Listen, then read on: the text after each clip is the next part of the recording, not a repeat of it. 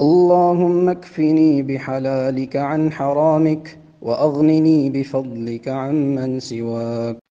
اللهم اغفر لي ذنبي ووسع لي في داري وبارك لي في رزقي.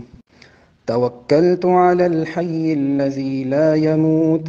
الحمد لله الذي لم يتخذ ولدا ولم يكن له شريك في الملك ولم يكن له ولي من الذل وكبره تكبيرا.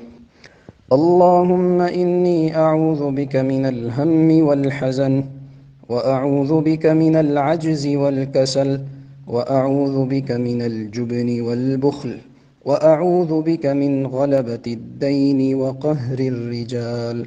اللهم اجعل أوسع رزقك علي عند كبر سني وانقضاء عمري.